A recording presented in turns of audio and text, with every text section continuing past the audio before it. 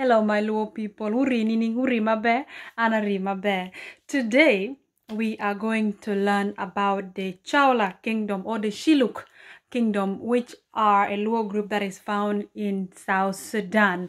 Now, for this occasion, I have a special guest for you. His name is Elder Okwam. He is joining us all the way from Australia. He is a very well-established man, well-educated, and he is also one of the people that played a huge role in South Sudan.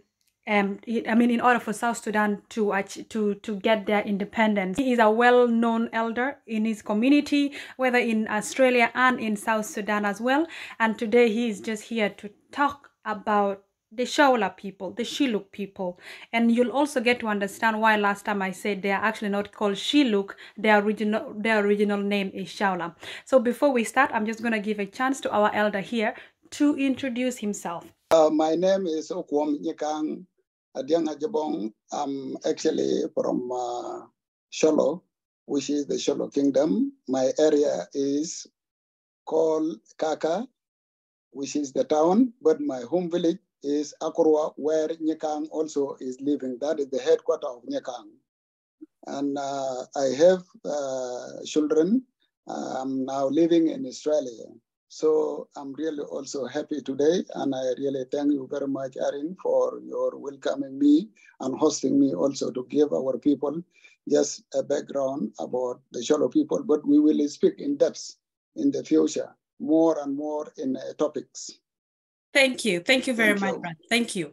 Thank you for that. So I'm going to go briefly on who are the Shilluk people or who are the Chollo people and where are they located? Yeah, well, thank you very much. Yeah, this is a good question. Shilluk people, actually, they are a major Luo Nilotic groups. And actually, they are in South Sudan, living on the both banks of the River Niles and also the Sobat River. They live in the vicinity of Malakal, but there is also some of the towns like Tunja and Fushoda and Kaka and those of Wadakona. These are the areas where Shilluk live also, but Shilluk start living from Ashiat Gog. They call it Ashiat Gog, that is the south. Moving forward until Ogi, that is behind Kosti, which is Ogi area. Ilala Tutwai, sometimes they call it. That is the area where Shilluk living in, but on both sides, on both of the river bank. On this side, western side, and eastern side. Wow, amazing. So, and you said it sounds like the Shilluk kingdom. What is the population of Chollo? The population might reach 2 million or 3 million. Yeah, because 3 million. This maybe approximately can be 2 million. Can be 2 million. That's a big number. Yeah. We are, because we are actually the third larger group in South Sudan. The third larger group in South Sudan. No, I didn't even know that, and I'm South Sudanese. I did not even know that the Chollo people are the third biggest group. You see, I need to do more. Yes, absolutely. We are the third group. Yeah. Wow, that is incredible. And then, are you guys divided into sub-clans?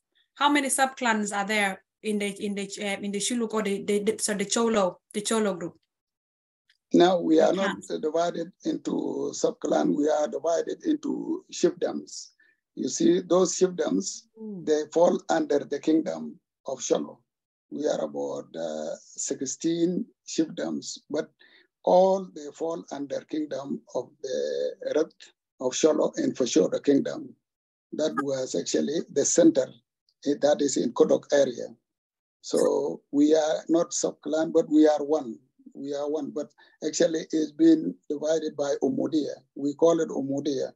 That is actually the division of the territory between this village and that village. Yeah. These are the greatest one. Interesting. So there's no clans, just chiefdom. Yeah, chiefdoms, chiefdoms, Umudia, we call it chiefdoms, and it's actually under the paramount chief and also chiefs. They are the one who are actually responsible about those groups of the people. And they report directly, the chiefs or the paramount chief, they report to the king or rep of Chollo.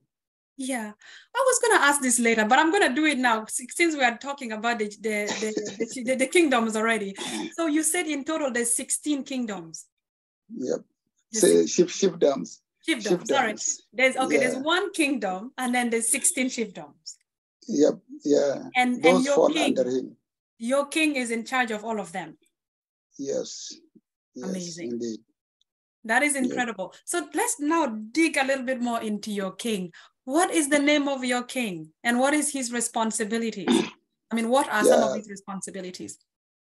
Well, that is a good question. The name of my king is called Rat Kuong Dag Padiet. Rat Kuong Dag Padiet. Dag Padiet. Rat Kuong Dag Padiet. And that actually, this name, his name, also Padiet, his father was a king also. His father was a king. Wow. Padiet, which is Dag Padiet, was a king. Dag, which is his father, was a king, and also Padiet was a king, which is his grandfather. That is why that you can see Red Kuong Dag Padiet. His responsibility is to oversee all the Chollo affairs, to look after the Chollo affairs, administratively and politically, customary law. Is actually to look on the issue that actually between the people, like if there is any fight between the people or if there is murder cases, all this, he will look after them and then also take it to the highest court, to the government. For example, if somebody murder, yes, he will see the case and then after that, he will also send it to the government. That's why they work together with the government, with the government of South Sudan. Before it was with the government of Sudan, but now also he is distinguished in South Sudan as a South Sudan independent. Then also he report any person who is criminal and actually defined or has been found or has offended person in any other way around, then will be put in the prison by the government. He will write the letter to the government and send the person there. So he's actually to look after the welfare of Chollo and the welfare of Nikang also, which is his grand spiritual leader, is to take care of all of the people and also the affairs and the international, like making is what we call like the relationship between the other tribes. You see, when and is actually to make the peace, is to make the peace and to also make the people live in a way that which is really to achieve the ideal values of peaceful coexistence. That is what he is actually put in the first prong. That agenda of peaceful coexistence is the paramount in Shilluk community or in Shilluk kingdom for sure. Wow, and he seems like he has a lot of like a great responsibility within the Chollo kingdom. And how is he elected? Is it passed on from is it a bloodline, or can it be selected by the people? How does it work? Yeah, well, that one is very, very important. And for me also, I'm a part of the people who actually coronate the king. But after he gets selected from his own family, because there is a line they go through, after that, they will name him. For us, we will come from my area, Akurwa there, and then we coronate him. We make the full coronation, but there is a lot of involvement of preparations from different sub groups or sub families. Yeah, and the families will come in.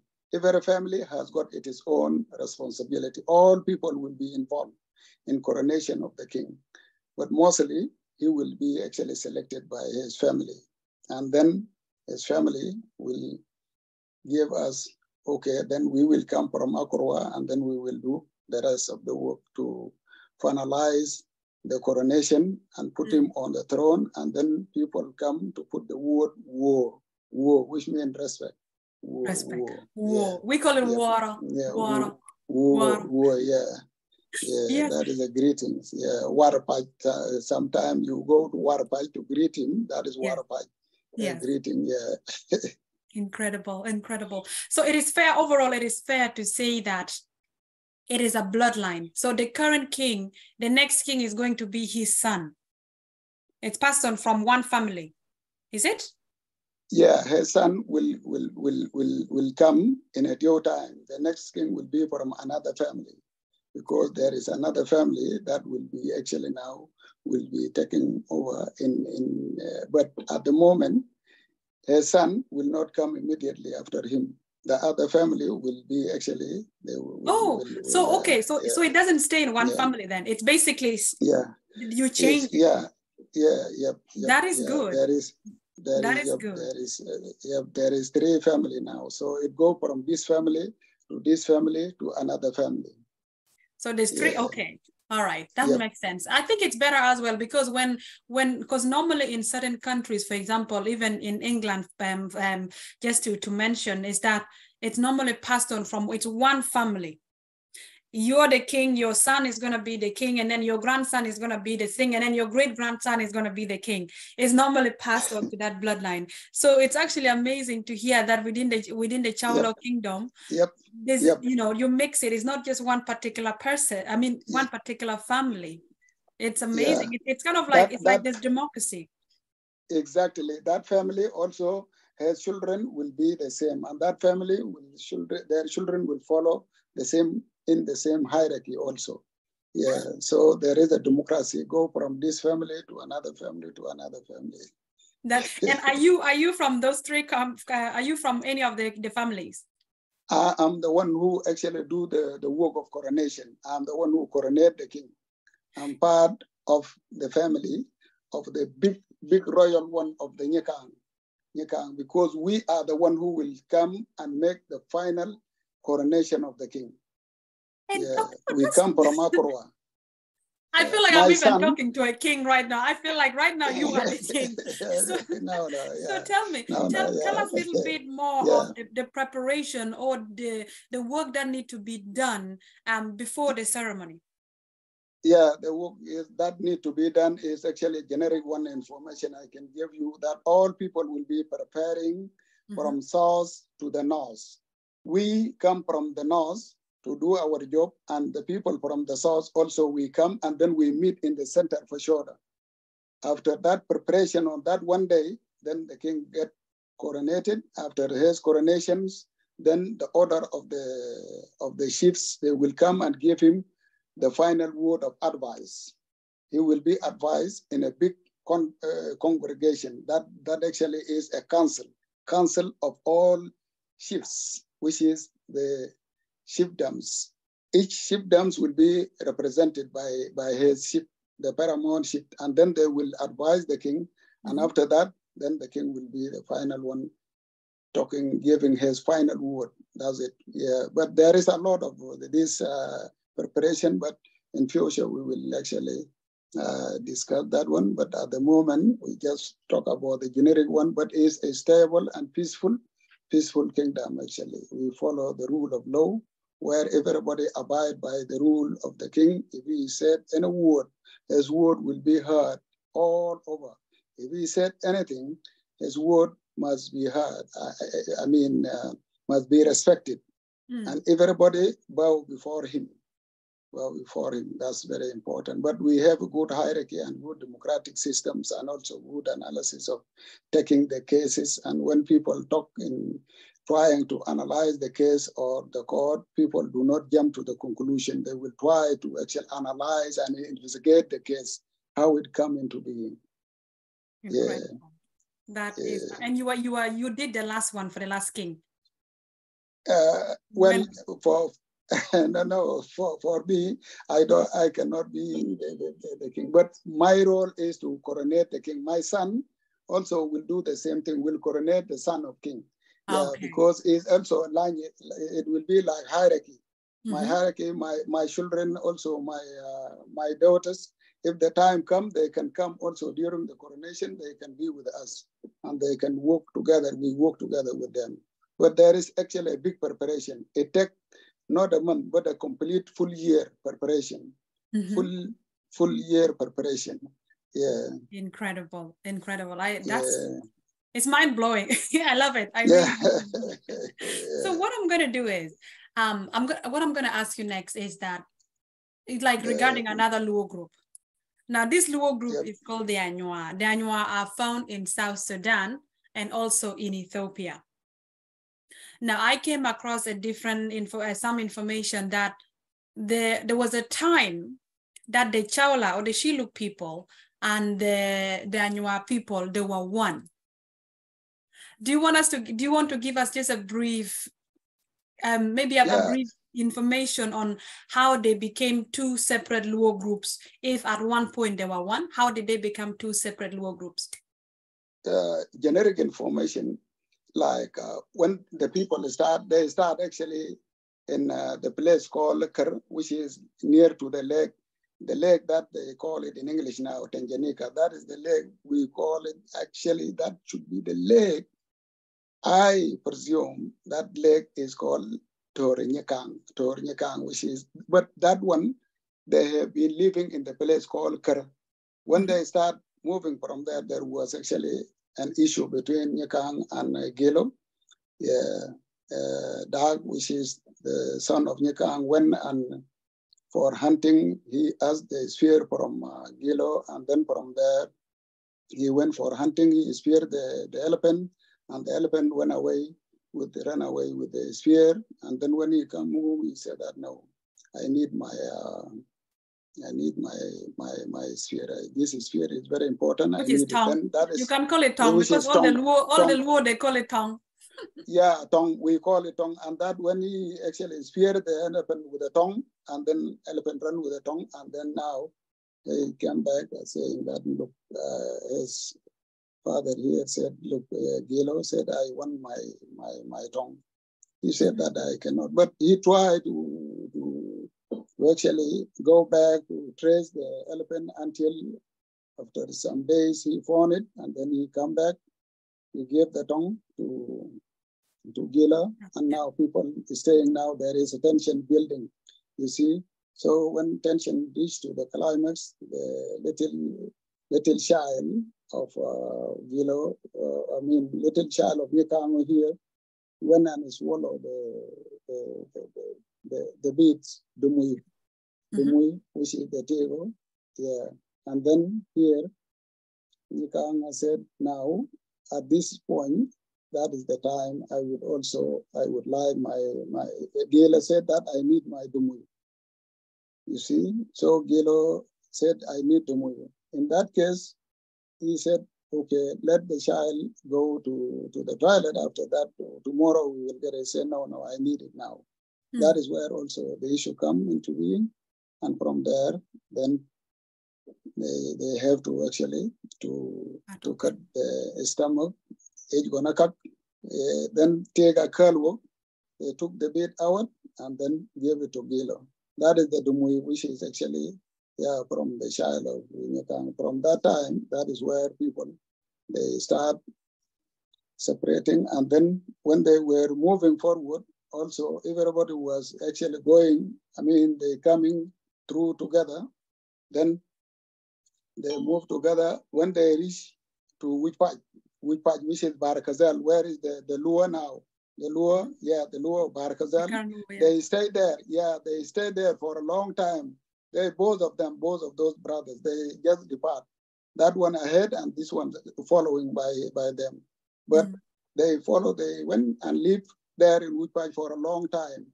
That is where also Nyakang tried to move away, and Gelo come after him and move, taking the side of River Sobat, which I told you before.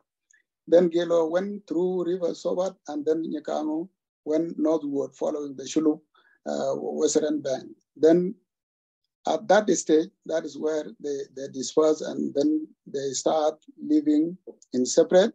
but they were before brothers. They live a long time, really, in which part, which is Barakazal, where there is Lua now. We're talking about the Barakazal people. We're talking about, they call it Jurshul, but they are not Jurshul, they are Lua or Barakazal. Yes. And these are the family who, when they came in, they separated. And then from there, Nyakang come and establish his kingdom also and try to move forward. And then Gilo moved on the river Sobat until he went up to where he is now in Akoba, where he establishes some area, Abong, Adong, along the river Sobat. And then Nyakang also established his kingdom on the other side. Yeah, but they were one. And some of you also, those of Ashola, yeah, they were one. All people, all of them, all those brothers, they were living in that big around the lake. Why the lake Tanjanika is because that lake, there is fish there.